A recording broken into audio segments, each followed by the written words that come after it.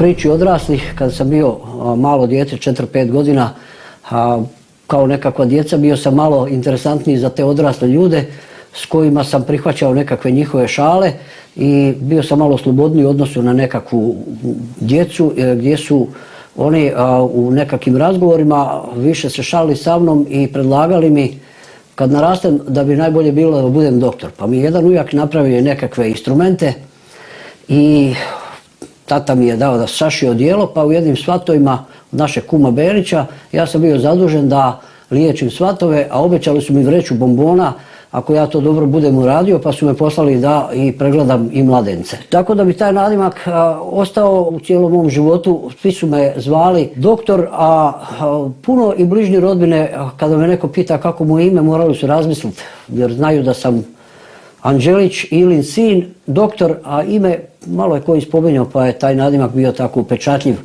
u mom cijelom životu. Mi smo hodali i onda kad smo htjeli, kad smo ozbiljno krenuli, on je mene doveo kod svojih. Ja sam bila mlada, ja sam imala nepuni 18 godina, a njegov otac je bio jako dobar čovjek, on se mogao prilagoditi u svakom društvu, on se volio zafrkavati i on gleda u mene i kaže: slušaj ti mala, ja nisam vidio veće budale u jednom komadu. Ne bi mu ja žena bio 5 minuta nema ti para. Budali je more do koljena i nemoj sutra meni kukat. Ona gledam, Bože dragi, hajde, on se to kao šali, ali poslije ja vidim da je deda bio u pravu.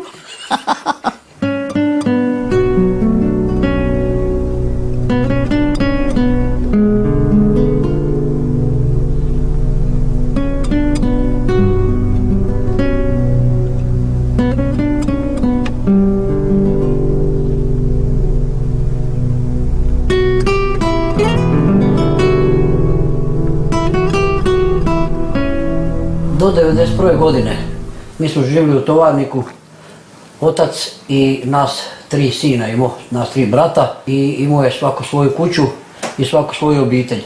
Mlađi brat se oženio, živio je sa tatom u kući, ja sam živio u svojoj kući sa svoje 2 djece. Oni su išli u osnovnu školu, čerka u 4. razred, sin u 1. 90. godine već se kod nas osjetilo da neće biti u redu i da se gomilaju snage iz Srbije da idu prema Hrvatskoj, tenkovi i kolone, a mi smo već svi naslućivali po političkim događajima da neće biti u redu, a do tada mi nismo nikad bili razdvojeni kao obitelj, svi smo živjeli tamo i jako dobro smo živjeli, imalo se puno raditi.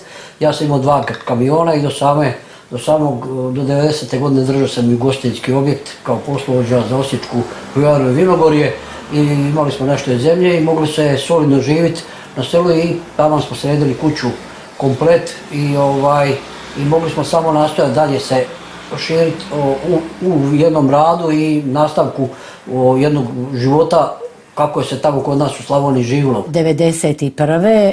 počelo se sve kuhati i moj muž je bio na straži. Metio je svoj kamion na barikadu i u mojoj kući par mjeseci bile su puške od jako puno ljudi. 15.6.1991. godine nam je javljeno da za potrebu obrane bivše općine Vukovar sa svim selima, da će se osnovati jedna gardijska bojna i svi mladi ljudi do 35-6 godina se mogu prijaviti i uključiti u tu profesionalnu vojsku da se organizirano brani Republika Hrvatska. Ja sam se među prvima odazvao i krenuo na tu obuku. U ovim ovdje objektima koje je bilo u vlasništvu Vukovarskog PIK-a ili VUPIK-a, osnovana je prva vojarna na prostoru bivše općine Vukovar pod imenom Nikole Šubić Zrinskog. Hrvatska demokratska zajednica na čelu sa Tomislavom Merčepom zamislila da se oformi jedna profesionalna bojna Zbora narodne garde sa prostora bivše općine Vukovar za potrebe obrane herojskog grada Vukovara. Nakon kratke i naporne obuke selekcija je bila jako velika gdje je od 1000 ljudi ostalo svega 165 ljudi. Od tih 165 ljudi koji su nastavili dokazivati svoja dostignuća znanja i preuzme znanja od naših legionara, postali su jedni od najvećih heroja u herojskoj obrani grada Vukovara, ali nažalost najviše tih heroja je ostavilo i svoje živote u herojskoj obrani grada Vukovara. Ja sam bio upravna radio stanica Lav 1 i imao sam sve šifre ovdje i komunikacije, sva mjesta su komunicirala sa mnom, ja sam prenosio u zapovjedništvo nadređenim zapovjednicima do uništenja i pada svih sela. Onda kad se ono baš dobro zagužvalo, onda su nam djecu odveli u Lošinj. Tad mi je bilo jako teško odvajati od svoje djece. I ispratili smo i pokojni Buriki je blagoslovio i djeca su ošla u Lošinj na 2 tjedna, ali to se odužilo. Dok sam mogla imati kontakt s njima, i to je bilo u ono vrijeme pauze kad su oni imali ručak, bolje je bilo da se nisam ni čula, jer sin mi je jako plakao, on je ipak bio mali. Poslije sam izgubila svaku vezu, nisam imala kontakta s njima, samo je pa mama dođi, ja nisam mogla. Prvo raketiranje je bilo 27.7. U prvom raketiranju smo imali 4 ranjena, na svu sreću niko nije bio jako teško ranjen. Nastao je opći metež i nas koji smo bili tu u obuci i ovih ljudi koji su radili u ovom kombinatu, koji su održavali ove vinograde ovdje. Našli smo se u čudu zbunjeni, tražio je zaklon gdje je god ko našao. Kada smo malo se sabrali, odmah smo donijeli odluku da većina snaga mora izići prema gradu Vukovaru, a taj jedan vod smo ostavili instaliran ovdje do totalnog uništenja ovih objekata i nije bilo više svrhe ovdje da se ostaje.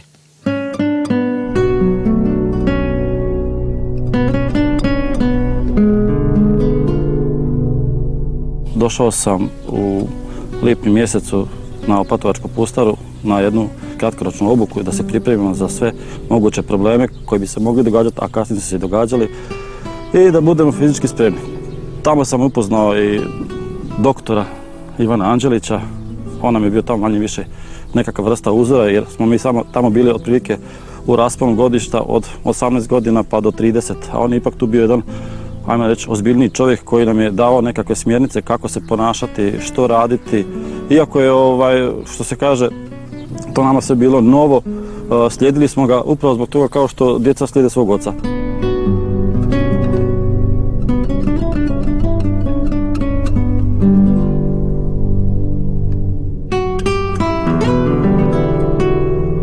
Četvrta bojna Vukovarska 3. gardijske brigade ili aktivni sastav Zbora narodne garde. Nas su u tom momentu zvali plaćenici, nažalost, tako je se zvalo nas, iako nije trebalo tako se zvati, ali mi smo došli srce dati svoje za Republiku Hrvatsku i to je se dokazalo. Tijekom svih borbi u gradu Vukovaru, naši dečki su bili glavni oslonac. Samo na mitnici smo imali samo 5 ljudi, dalje smo svugdje imali po veći broj ljudi i stalno smo morali nadopunjavati snage jer su naši dečki stalno preuzimali glavnu odgovornost u obrani bilo kojeg dijela.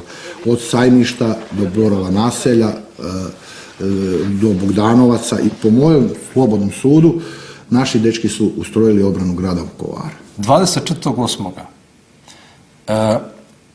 Događa se taj dan, na neki način prekretnica na toj bojišnici kad to jutra zrakoplovi Jugoslavenske armije raketiraju i Opatovac, i Vukovar, i Borovo.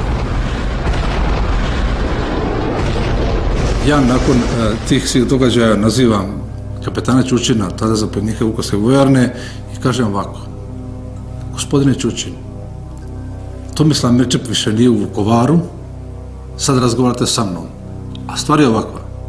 Još jednom dođu vaši zrakoplovi, ja ću ih srušiti. U tom je tražio odobrenje iz Zagreba, nije ga dobio, ali pošto je to rekao, on je to na svoju ruku i uradio i 24.8. su pala prva 2 njihova aviona. Luka Andrijanić, čovjek je bio prvak u batajnici sa tim topom u rušenju maketa. Nisu ni znali ko ih čeka. Na tu Bosanske negdje na livade oko 10 metara od šljunčane te ceste na samom zavoju. Nakon što je isprobao oružje, pripremio, mi smo pogledali prema silosu, došla su 4 gale paket 4, negdje u visini Borova su okrenuli, lijevo prema Bršadinu, u visini šume Đergaj. Luka je spalio prvi rafal po prvom avionu, ome je bio pogođen. Prvi je pao, drugi je još krenuo, a 2 su nestala. Naš Luka je nekoliko dana prije svog 20. rođendana poginuo u obrani tog dijela grada. Marijan Balić je nazvao na Motorolu: Lipi, doktore, dođite u bolnicu, treba vas Luka i ja. Mi smo došli u krug bolnice. U crvenoj ladi na zadnjem sjedištu ležao je Luka u komadima.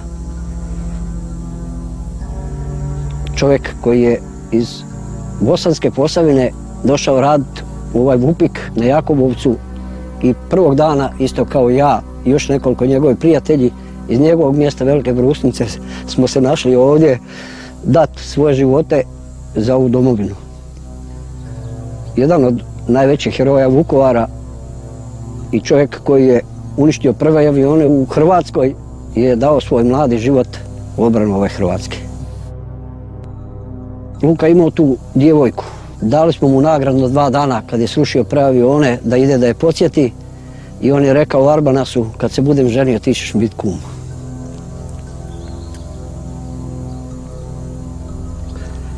Nije mu bio kum.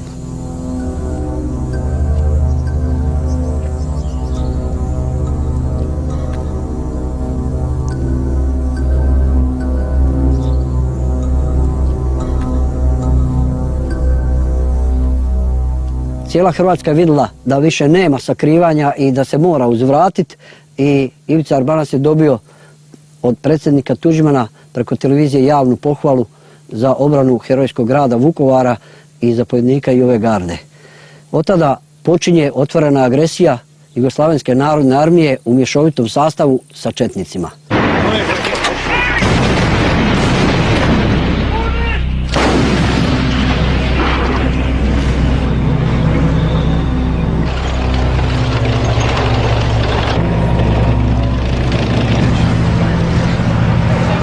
Bojala sam se, ne znaš kad ćeš morat bježat. Obučena sam spavala i onda još kad mi je Ivo rekao da bacim dokumente, onda mi je još gore bilo. Baci dokumente, kaže da ne saznaju ko si. Reci prezime Slavić, jer kažem imala sam sestru u Tovarniku, kaže da si došla kod sestre, da si se slučajno zadesila tu kad je bio rat, ni slučajno ne spomeni moje ime. Daj Bože da te ubiju. Tako mi je rekao.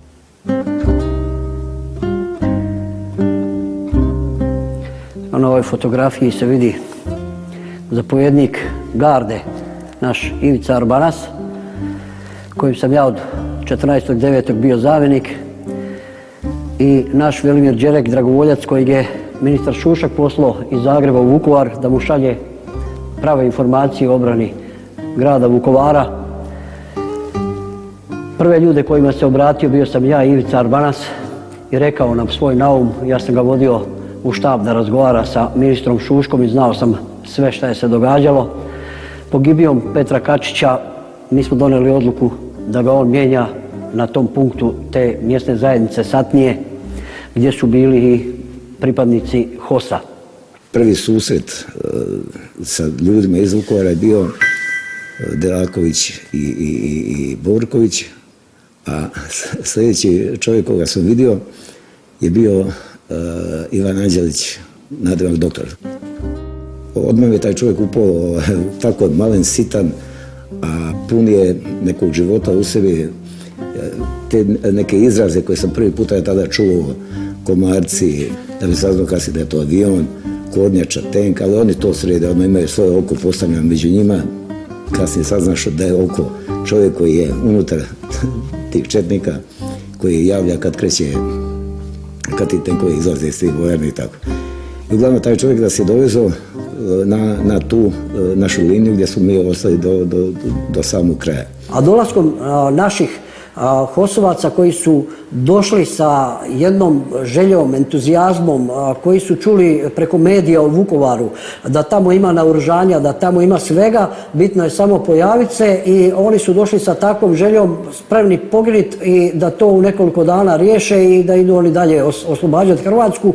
Mi smo ih prihvatili, a osobno sam ja imao najviše u tom prvom vremenu i problema sa njima ukazati im na to da to baš mi ne možemo tako, jer mi u to vrijeme, koliko su oni imali tenkova i protivoklopa, mi nismo imali protivoklopnog naoružanja i koliko su imali pješaštva, mi nismo toliko u to vrijeme imali ni municije, ni naoružanja da bi to uradili. Ubrzo smo se i dogovorili i osjetili na svojoj koži da je to istinito i da je to tako. I onda smo našli zajednički jezik i suradnju gdje smo sve akcije skupa vodili do samog pada grada. Mnogi ga nisu znali, neki su pretpostavili da to ljudi na ovo ono. Kad sam im ja rekao koliko taj čovjek ima i kako izgleda, oni su stali pa nisu mogli vjerovati, mislim. Tako da sam ponosan na to što sam predložio doktora koji je izrastao u legendu Vukovara. Na Sajmištu, pogotovo na Sajmištu gdje je trebalo biti svakodnevno izložen borbama prsa o prsa, gdje ne smijete dozvoliti, jer ako dozvolite jedan dio, Vukovar je pao. Bilo je tu čak i teške riječi padalo, šta će nas nekad zaustavljati. Nisam došao tu u rovu spavati to, ali kad je pojasnio da je vojarna odmah preko puta, da je unutra u vojarni ima naši zarobljeni civila, da su četnici samo s druge strane kuće, da ne ginemo tako bez veze. Već je tu noć bilo ranjeno. Jedan isto pokojni Antić Jadranko, zvani Šnica, on je uzeo tanđar pušku i ide na onaj Vuteks sredinom ceste. Ko njemu šta, njemu mletak ne može ništa. Svaki dan je neko od nas, na kraju raspolovilo nas je od 50-ak još nešto, pola se vratilo natrag. Ja. Tako da možemo mi zahvaliti njemu što smo duže ostali živi, jer da smo onako krenuli, ne znam kako bi to prošli. Dok god je doktor bio na crti, to je funkcioniralo. Znači, ne samo gore, nego bilo gdje druge, gdje bi nas zvali u ispomoć. Primjerice, taj 17.9. od jutra, od Budžaka gdje su tražili našu pomoć, ko bi išao? Opet će ići Arbanas, ići doktor i ne znam, hoće li još Kačić pokojni prije je poginuo.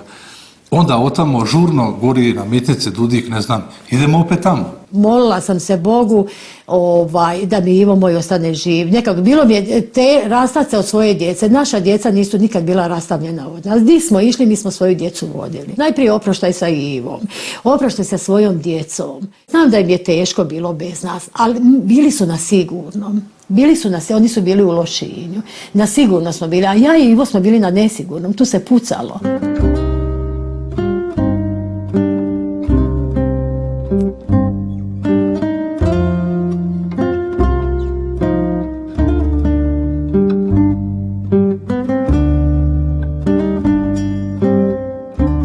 Jednostavno kad imate čovjeka koji vas vodi, koji je heroj i kad vidite da vodi brigu o vama, onda znate da vas vodi pravi čovjek i onda ljudi jednostavno stiču jednostavno povjerenje, sigurnost i lakše je s takvim čovjekom biti u borbi nego kad imate zapovjednika koji vam viče na par kilometara, to treba, ni ne vidi vas šta vi radite. Drugim riječima, doktor je izrastao u heroja, jednog od najvećih u Domovinskom ratu. Sjećam se, imao je šešir na glavi, uvijek ima nekakve granate, bombe, bio je naoružan, bio je kao božićno drvce okićen raznoraznim granatama, bombama i pištoljima i šta sve nije imao oko sebe. I taj šešir, ja sam nekad znala reći, tako mali čovjek, samo se noge vide ispod tog šešira, a toliko veliko srce da je imao. On je vrlo brzo govorio i vrlo srčano je govorio, ali bio toliko hladan čovjek, smiren, staložen. Svaki potez koji je napravio, kao da je razmišljao par mjeseci o tom potezu, pa tek onda ga izveo. Pa zamislite, nemoj pucat po tenku, pusti nek prođe. Zašto? Zato što iza njega ide pešadija, da ih uvučemo što više. Ali ako ćemo mi njega, kad on uđe unutra među nas, onda njemu nema izlaska. Pa ovi vikend četnici, što i ja zove, koji su znali dolaziti preko vikenda, jednostavno se malo ispucaju i tako dalje. Ja ne znam, da li njima lagalo se ili koji vrag da smo mi jako daleko ili šta ja znam, doživiš u sve bila dana da ide grupa četnika prema nama. Još ti viču pomoć Bog junaci.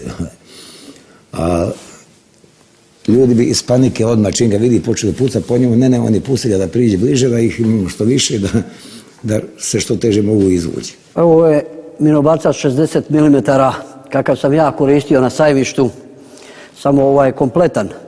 Moj je bio za mnoge artiljerce ili minobacač ili je neispravan. Bila mu je puklova grivna i ovo nije ništa, imao samo postolje i cijev. Ja sam imao jednu azbestnu rukavicu na lijevoj ruci sa kojoj sam držao to. Najčešće sam stavio u uši 2 metka od Magnuma 357 koji sam imao kao ratni trofej i iz ovakvog minobacača neispravnog sam ispalio negdje oko, po moje procjeni, oko 4000 granata iz ruke. To je za gradsku borbu zvijer. To je taj bez grivne, bez nogu, znači samo sa potporom, je iz budžaka. Njima nije valjalo nešto, njima to nije djelovalo, a u tijeku napad. Na njih i ovo ne znaju oni kako će, ovaj u kvaru. Pitali smo ih zašto oni ne uzvrate minobacačima, na što su oni rekli da im je 60 mm neispravan, da je pukla grivna, 82 im je preblizu pa će prebacivati. Pokojni Kačić je rekao gdje je taj minobacač, uzeo to u ruku, mi smo se svi udaljili od njega i gledali šta će on da radi.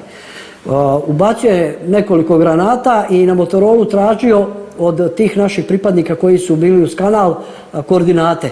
Na što su oni rekli 200 desno, 100 naprijed, udri, bježe. I oni su se tu razbježali, sve njihovo pješaštvo, ovi su se naši vratili kod nas i pokojni Kačić meni kaže, ajde doktore ti to njima uzmi, to nama treba na sajmištu. Očito da niko nije imao nekakve hrabrosti to njima uzeti. Ja sam to shvatio da je to nama stvarno potrebno i nisam se nikoga ni bojao, ni libio, ni ništa. Uzeo sam taj vrući minobacač i azbestnu rukavicu na rame i ponio. Uzme on minobacač, nakon stida mi fino skinemo onaj ostatak i s tim minobacačom. Doktor je bio, kako kažu da su najbolji minobacačni Italijani. Tako bi doktor. Taj bi čovjek ubacio, ako ne iz prve, ali iz druge. Ubacio gdje je trebalo. Često sam pucao i bez rukavice kada sam ispaljivao do 50 granata, ali poslije kada je bilo malo onda sam koristio tu rukavicu i pucao sam. U tim svim nekakvim obrambenim akcijama uz mene su najčešće bili moja 2 velika heroja i branitelja, Branko Drinovac koji je nažalost poginuo 10.10. i Mile Filipović koji je teško ranjen, ali hvala Bogu je živ. Oni su mi dodavali granate i pratili sve akcije. Kad bi nas pritisli do te mjere da više ne možemo sa minobacačem, onda smo imali svoje zaduženje. Ja sam bacao bombe u 3. gorište, a pokojni prijatelj Branko, on je tromblone pucao.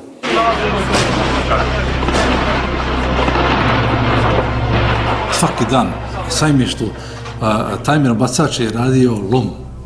Taj je zaustavljao minobacač. Mi su pokrivali područje od Vuteksa do Dalmatinske, tamo gdje je Osa. Ja ne znam da je jedan napad došao puni na nas da ga mi nismo ukrnjili. Ovdje smo imali nešto malo slabijih snaga i ovdje se uspjelo ubaciti jedna grupa četnika i Arbanac je u jutarnjim satima došao i rekao di su tvoja dvojica specijalaca koji bacaju bombe što ne može niko i tromblone što niko ne puca sa boka. I odveo je. I računao sam, ajde, ok, mada su mi rekli dan, 2 prije toga da nikad više neće nikud ići bez mene, ali Arbanac je Arbanac i u najboljoj namjeri su otišli pomoć da se ovi položaji ovdje obrane. Ja sam vadio zubima osigurač iz bombe i trebao sam pretrčati cestu, kako su se dogovorili. No, međutim, pri samom vađenju meni je bomba ispala, nisam bio siguran jesam izvadio osigurač ili nisam. Brojio sam do 3 da vidim ako će eksplodirati, ako neće, nije eksplodirala. I tada ponovo osjetim u desnu ruku nešto kao da osa ubode. Vidim da pucaju na mene, kad jednom Branko se pojavljiva na toj kapiji gdje sam ja nastradao. Sjeo na taj temečić, leđima njima okrenut. Pa ja rekao, nemoj Brana, odande pucaju na mene, su pucali, rekao, pogodit ćete. Ne, kaže, kom si nju namijenio? Pa rekao, njima, ne tebi. I on kaže, oni će ih dobiti. I on je ponovo krenuo po tu bombu. I došlo je, evo, samo što je nije uzeo, međutim ukočio se krv na uši, na nos, na usta. Kada sam došao ovdje i našao ga, a muhe su mu zapljuvale usta, da je najbolje da niko nije bio blizu mene jer ne znam šta bi napravio. On je dečko bio skoro 100 kila, ja sam njega sam uzeo i ne znam kako sam ga odneo tu dole do ulice, do auta i odvezao ga dole. Napisao njegovu ime i prezime, umotali ga u foliju i pozdravio se sa njim, skinuo sam mu sat i poneo u Vlaški u bolnicu jer je to bio njezin sat. Poginuo je sa mojim satom na ruci koji sam mu ja dala, koji je doktor nakon nekoliko dana uspio jedva nekako skinuti sa njegove ruke. Donio mi je sat i rekao Brana je poginuo, uspio sam nekako skinuti sat. Dao mi je sat, a na satu Branina krv. Ona je to godinama trajno čuvala i donijela odluku da pokloni to njegovoj majci, jer neka ona ima, neka se sjeća na svog sina. Sjećam se kad sam mi dala sat, plakala i rekla bar nešto neka bude od moga sina sa mnom sahranjeno jednog dana. Tako da, i ona mi je rekla izgubila sam sina, a sam dobila kćera.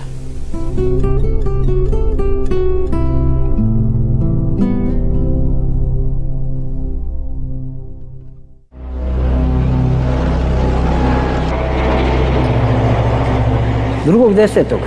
u jutarnjim satima uslijedio je jaki tenkovski napad elitne gardijske postrojbe iz Beograda koji su krenuli u svim ulicama od Kašove, Zelene i u Preradovićevu. Najprije su krenuli u Zelenoj ulici gdje smo im uspjeli eliminirati jednu 84-ku. Osobno sam bacio 2 kumulativne mine na motor koji je zablokirao, a moji dečki su još sa trombolonima pucali po njemu i još jednom koji mu dolazi u pomoć i oštetili ga. Nažalost, oba su uspjeli odvući, ali ovaj je bio zapaljen jedan. Nakon nekakvih 5 do 10 minuta proletila je 84-ka od Vuteksa u Preradovićevu ulicu, probila našu barikadu i preko 70 metara otišla u dubinu. Petra Kačića, Miroslav je bio nekakvih 2 metra kada je ona projurila od njega, skoro je se srušio od tutnjave, okrenuo se i viknuo doktore šta čekaš, ja sam na rubu Zelene ulice pucao minobacačom iz ruke, ostala mi je granata u ruci sa izvađenim osiguračom i uputio sam se ravno po cesti za tenkom.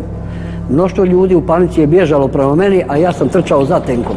Jozo Brač je imao osu i Ivica Marušić sa desne strane u garaži je isto ga je iznenadilo kad su vidjeli da ja trčim za tenkom, okrenuli se za mnom i sa 2 ose su pucali u taj tenk.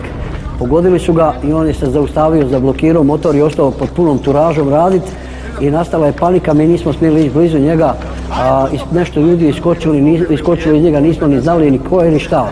Ostali smo na uglu gledajući u njega kako tutnji pod punim gasom, a nakon nekoliko minuta pored nas projurio je ovaj transporter bez ikakve pucnjave ni paljbe. Odjednom niz padinu te cijevi su počele se okrećati prema nama. Kad se okrenule prema nama, svi su već počeli vikati i stvarati paniku, sad je gotovo, sad mi smo pred cijevima pred kojima treba otvoriti se vatra.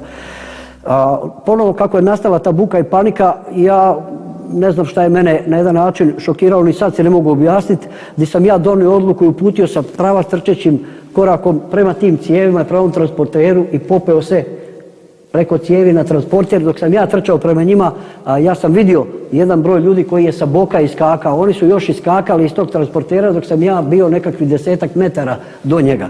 I popeo se na taj transporter i izvadio škorpion i vozačku dozvolu od starijeg vodnika Saše Jovića koji je i bio nadređen za ovaj transporter. Kad su pobjegli ti vozači koji su bili unutra u tome svemu, među ta dvorišta, oni su bili pomiješani sa nama. I mi smo bacali bombe preko tih ograda, ne vidiš koja, čuješ, bacaš bombu, pa čak smo sami sebe ranjavali dok nije dotrčao Ivan i rekao ne, stani, oni jesu tu, opkolimo ih, a ne ovako mi jedan drugog gađamo u biti. Neke smo odmah uspjeli eliminirati i pošto nismo znali ni broj koliko ih ima, taj dan smo Ivana Živkovića zarobili ranjenog i odveli ga u bolnicu gdje smo ga i poslali sa konvojem gdje je ostao živ. Taj jedan njihov je ranjenik ostao u travi ležat, plećka mu je bila skoro odvaljena. Mi smo ga htjeli raščerečiti, prvi je stao, zaštitio ga je, mislim da je taj kasnije prešao na našu stranu, našu vojsku, ne znam kako se zove. Tad nama reći neko da mi ne likvidiramo toga koji je dole ležao, to je bilo smiješno. A nikomu nije rekao ne, makli se ili ne znam šta, da pače. Samo je falio takav čovjek da dođe i kaže ne, puste, idemo s njim u bolnicu i on je čovjek koji mi, tako da više niko nije uopće postavio pitanje oko toga.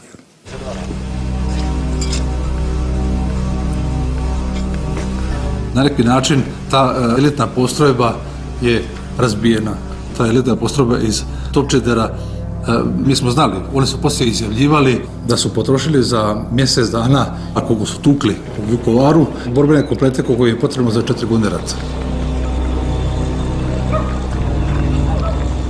pojavio se drug Šljivančanin sa i Motorolom, a i preko megafona na razglas gdje govori: ja sam profesionalni vojnik oficir, danima pratim vaš rad, nemate teoretske šanse, iziđite s podignutim rukama, odložite naoružanje na Vuteksov stadion i bit će vam suđeno po jugoslovenskom zakonu. Mnogi će spasiti glave, ali nažalost mnogi će platiti glavama. A on to govori: Ivane Anđeliću doktore. Jer i od te informacije kad je moje selo palo i informacija drugi ubici, a ja sam otvoreno na Motoroli doktor. Mi smo bili laovi, pa smo bili plavi. Kad je Dedaković došao, onda je metio sve u ptice, a sebe u jastreba. I onda sam ja rekao: neću biti nikakva ptica, sad sam ja doktor. A moje to specifično ime koje sam maltene od rođenja, taj nadimak nosim, nosit ću ga do kraja života i ne stidim se, otvoreno sam radio sve i nisam se morao sakrivati kao on da ne kaže svoje ime. Kako je mene prozivao po imenu i prezimenu, ja sam mu rekao: profesionalni vojniče oficiru, jebem ti mater četničku. Moje ime i prezime znaš, što se ti ne predstaviš? Kad te budemo ubili, dignut ćemo spomenik neznanom junaku u Vukovaru i jebe vam mater, vama i vašem srpskom radiju u Borovo selo, imate 3 dućana da se mi vama predamo. Pakuj tu cigansku čergu i 3 pičke matere preko Dunava. U tome moj Vele Đerek stoji kraj mene i kaže: to lipi moj doture, ovdje je tvoj Soko sa 600 Imoćana. Od tih 600 Imoćana bio on sam.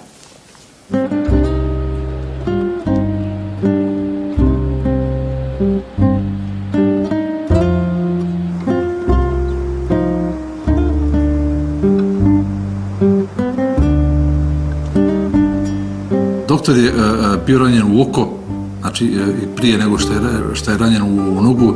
Znači, ova setna ranjavanja to niko i ne spominje, to malo probije kožu, ali bio ozbiljnije ranjen u oko i morao je ostati u bolnici. Znači, morao je hitro jer je prijetio da izgubi oko. Kad je i u Vukovaru bio ranjen, ja nisam znala. Nisam znala jer on nama nije htio reći, on je rekao samo jednom prijatelju. I onda ajde taj prijatelj slučajno rekao njegovom tati i onda smo mi čuli da je on ranjen u Vukovaru. Opet je prizdravio i opet je krenio dalje. Mislim, više ja nisam mogla tu više ništa, više sam bila slomljena sva sam bila slomljena. Čovjek hendikepiran, znači s povezom sa bolovima, to su teški bolovi. U biti ništa ni vidio, a nije smio se maknuti iz bolnice.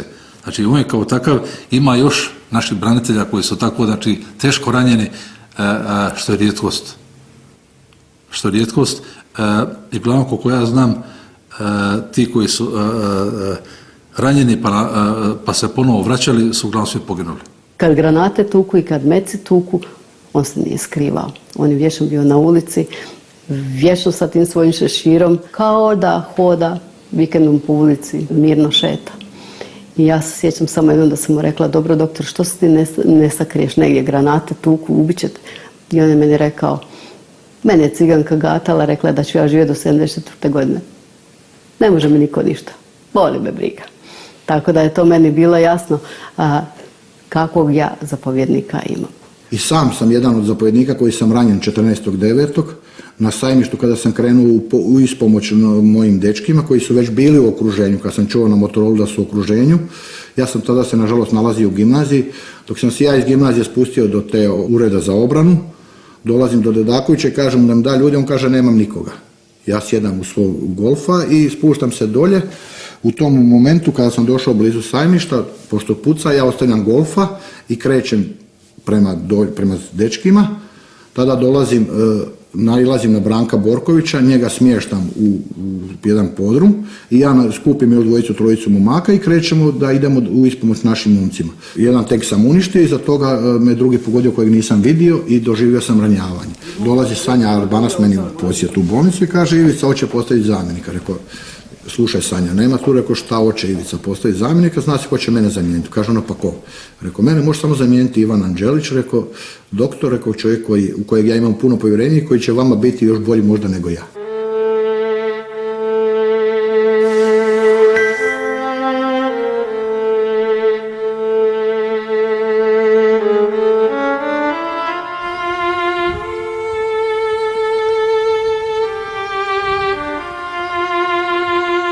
ove položaje ovdje koje je branilo nekakvih 40-50 ljudi i uključujući vatrogasni dom su zauzele neprijateljske četničke snage specijalaca iz Crne Gore. U prvom momentu su jako puno napredovali i sve zauzeli do zadnje kuće, znači u ovom dijelu doktora Emedija. Hil je bio ovdje sa nekoliko ljudi, bitka je trajala cijeli dan od jutra do noći, mi smo ovo sve vratili. Donio sam odluku u večernjim satima da moramo vratiti položaj vatrogasnog doma. Išao sam prvi ispod ove kuće, ispod tvornice, preko krova u groblje i odozgor smo ušli u vatrogasni dom i neprijatelja totalno izbacili sa ovih položaja, a po njihovim priznanjima preko 80 mrtvi su taj dan imali. Nažalost, izgubili smo jednog velikog istinskog heroja, Atilu Hila, koji je branio ove položaje. I kada sam ja išao u vatrogasni dom, on mi je rekao: doktore, ostavi mi samo jednog ovdje i dok sam ja živ ovdje više neće proći. Kada smo došli gore, nakon 5 minuta me Atila zvao na Motorolu: doktore, pomozi, ranjen sam. Pala mu je minobacačka granata u dvorište ove kuće ovdje. On je jedno 3-4 puta zapomagao: ranjen sam, pomozi, i samo je prozivao moje ime. Ja sam bio svjestan da ako napustim ove strateške položaje, a njemu ne mogu pomoći ništa jer nemam ni vozila ni nosila, zvao sam odmah da se iz štaba Mladog Jastreba da pošalje hitnu ovdje, što on rekao da je poslano. Nakon nekoliko minuta javio mi se Arbanas, moj zapovjednik, koji je rekao: Lipi, našao sam ga, sve u redu, nastavi dalje akciju, da se ne vraćam tu. Arbanas je rekao da je obe potkoljenice su bile otkinute i da je samo uspio izustiti Ševa Tisi i u mukama da je tu na licu mjesta umro. Hitna je došla, pokupili su ga i tako odnijeli.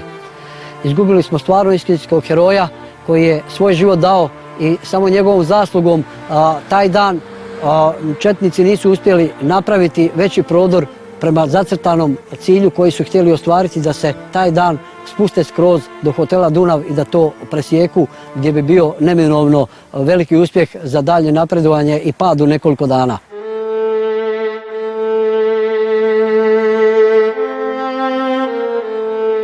Taj dan smo se vratili, popunili crtu na vatrogasnom domu, vratili se u štab i kada smo došli tamo, zatekla nas je još tužnija vijest gdje jedan od najvećih heroja obrane grada Vukovara, naš Blago Zadro, taj dan isto poginuo u Borovu naselju, vraćajući svoje položaje koje su četnici bili ovladali, a on je krenuo sa svojim ljudima uvijek prvi ispred njih, gdje ga je isto rafal presjekao, ali tu tajnu nismo mogli nikom otkriti jer bi nam se četnici još više naslađivali našoj boli i izgubljenom heroju.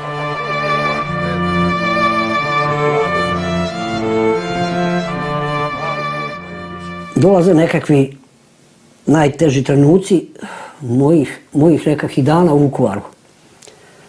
Ne znam gdje mi je otac, gdje mi je mater, žena, brat i snaja. Prošao je taj dan, sutradan, nikakvih informacija.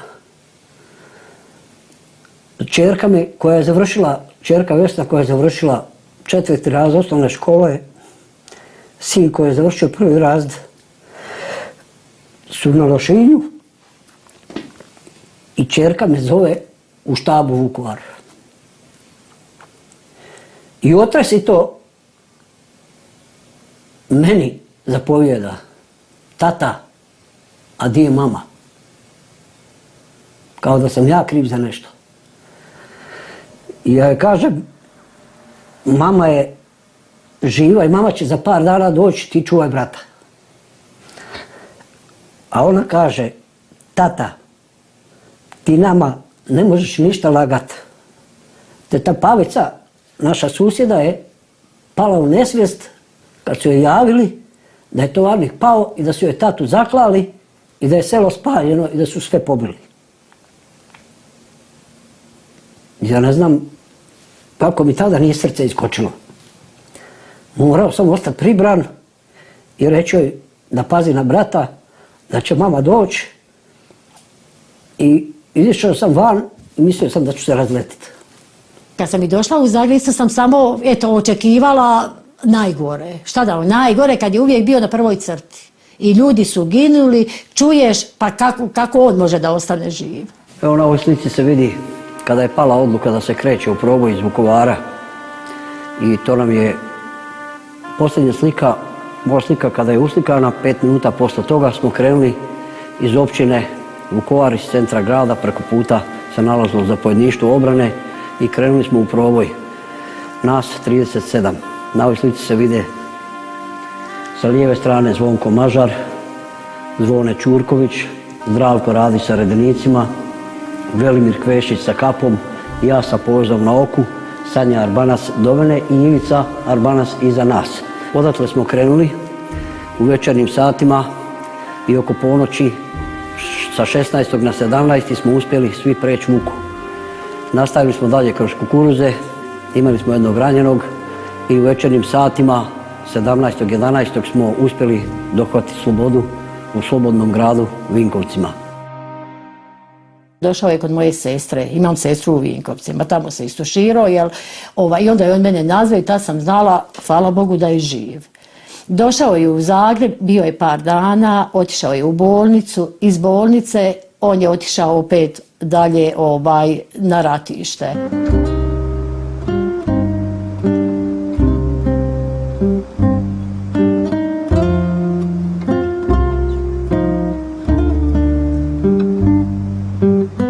Ivo se spremao da ide dolje za Ramu. Ja nisam bila za to. Nije, jer živu glavu izvukao, jer meni je bilo jako teško. Nismo znali ni di smo, ni šta smo. I ja sam bila protiv i ja se čak nisam s njim htjela ni pozdraviti. Koliko sam, samo da on ostane sa mnom i sa djecom. Ali on ne, on je išao. I kad je bio u Rami, kad je nazove, ja, halo, ko je? Ja samo dam djecu. Ili ja, Vesna, ko bude, ja nekom pričam s njima, ja sam kao ljuta na njega.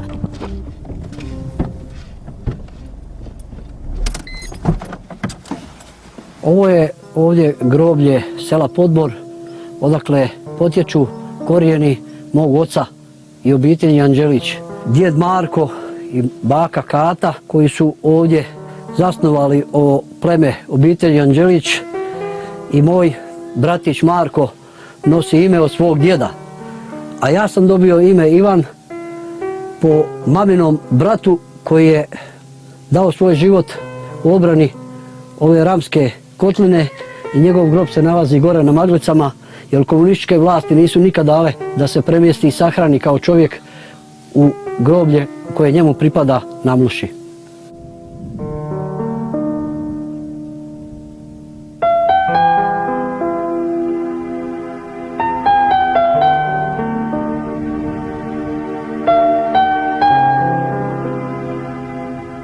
Sad se nalazimo ispod ove spomen ploče i ovog križa koji je podignut u zahvalu ime ovih ljudi koji su dali svoje živote i koji su mučki ubijeni na ovim prostorima u obrani ove Rame, ali i u najvećem broju nedužnih civila. U Drugom svjetskom ratu i u ovom Domovinskom ratu i tu se nalazi i velik broj imena mojih suboraca koji su sa mnom skupa ovdje branili ovo i obranili. Moja desna ruka, dok sam ovdje bio kao zapovjednik, je evo ovdje i Marinko Beljo. Posle mog ranjavanja je bio na dužnosti zapovjednika obrane Rame i svoj mladi život nije štedio, uvijek išao kako je naučio od mene ispred svojih ljudi i poginuo je u obrani ovih prostora. Njegovo ime je zapisano ovdje.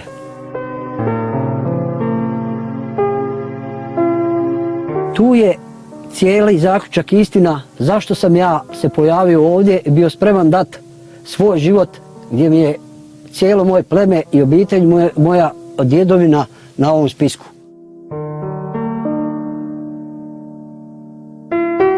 Moji roditelji su rođeni ovdje i u to vrijeme postojala samo ovdje ova crkva, ove Ramske gospe u kojoj su oni kršteni i vjenčani, i kada je Kupres pao nije mi preostalo ništa drugo nego pozvat dio svojih prijatelja i tražiti odobrenje od zbornog područja Osijek da dođem ovdje i pomognem ovdje ovom svom rodnom, svojoj djedovini.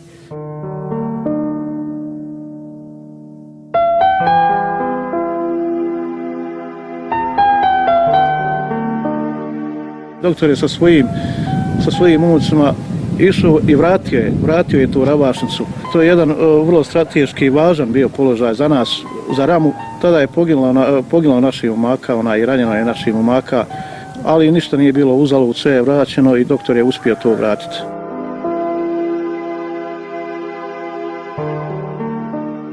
Kad je drugi put bio ranjen u Rami, doktor me je nazvao iz Splita iz bolnice, da je Ivo ranjen, da je operacija prošla, da je prošlo sve u redu. I ja sam uzela svog Iliju i mi smo otišli njemu u posjetu u Split. I kad sam došla na vrata, kad sam ga vidjela onakoga, rekla sam, sad sam najsretnija, a on je pogledao u mene, šta je meni? Ja sam rekla, moj Anđelić, sad možeš jedino pas s kreveta, dok ti ozdraviš, rat će proći. I on je pogledao u mene, mislio je da nisam normalna. Sjećam se dana 18.6.1992. godine kad je doktor Anđelić ranjen, zapovjednik naš. Bio je to težak udarac za nas sviju, pogodilo nas je to, ali ipak u njegovu čast i zbog njegove dobrote takve nismo odustajali od daljnjih napora i daljeg rada. Čak smo još bili malo i žešći i uvijek smo pitali, kad je doktor otišao na liječenje, raspitivali smo se gdje je, šta je, kako mu je zdravlje, kako se osjeća. Ja sam najponosniji na sebe u jednom dijelu kada moj ministar Gojko Šušak pokojni kaže meni, di si doktore za neriješena tuđa problema. Ja sam, u stvari, nas dvojica smo taj sav dio odradili za sve obitelji poginulih, za naše pripadnike. Čak kad su nam sugerirali da im ne smijemo dati velike činove u rangu nas kao zapovjednika, mi smo im davali iste činove koji nama i oni su dali više od nas jer oni su dali sve što su imali. A nama je rečeno da mi uzmemo nama najveće činove, a da njima dao manje. Mi nismo pristajali na to, ja i ti kako smo se dogovorili, tako smo odradili za njih. A sjeti se situacije kad smo napravili prve prijedloge, kad smo odnijeli gospodin jednom da pogleda, pa kad je on rekao ovaj nema školu, a mi rekao fakulteti. Nama ne trebaju fakultetski obrazovani, to su ljudi koji se dokazali tamo. Obnašali te dužnosti. Gdje su trebali, dokazali se tamo obnašajući u Vukovaru, znači od zapovjednika desetine do ovoga, do onoga, mi ćemo im dati te činove i mi smo odradili to kako smo odradili, znači odnijeli smo kod Basarca, Basarac potpisao, onda smo dalje svojim autoritetom riješili to što smo riješili, ali bez toga našega, a onda su počeli već postavljati, nema školu. Čekaj, ako on u Vukovar vodio desetinu, on može biti general Hrvatske vojske bez problema. Svaki od tih momaka tamo. Smatram da rijetki imaju priliku imati ljude koji su zbilja odvažni. Imamo hrabar, ali i odvažan. Znači odvažan da napravi što dosta naših pravih boraca ne bi napravili. Možda bi napravili do jednog dijela, ali tu bi stali. I kada me ljudi pitaju kako sam ulivo moral tim svojim ljudima gore na prvoj crti, a znaš koja je bila najjednostavnije rješenje za sve to? Ljudi, mi smo ovdje, iza naših leđa je 15 do 18 tisuća civila. Ako mi ovdje padnemo, ti ljudi će biti poklani kao što su poklani ovdje gore kad je ovo palo. I mi po cijenu života ovo moramo braniti. To je bio moral. Taj moral koji godimo soli u glavi nije mogao protiv toga. Rata mi je preko glave.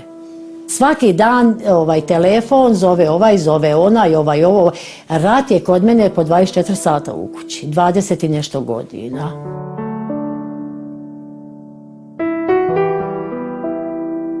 Onda smo mi sebi kupili stančić u Červaru pored Poreča i tamo smo našli svoj mir. Tamo imamo svoju barku, lijepo idemo pecamo, zabavljamo se, imamo krug dobrih prijatelja i tamo nam je najljepše.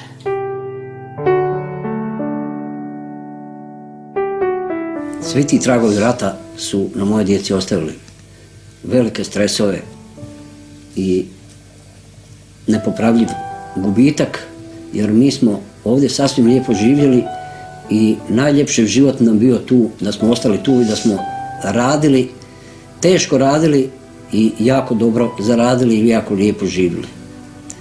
To nam je uništeno, živimo životom koji nismo sanjali, koji je lagodan, ugodan, ali nesretan. I da nemam taj stan na moru i tu svoju barku, mislim da bi završio negdje na psihijatriji.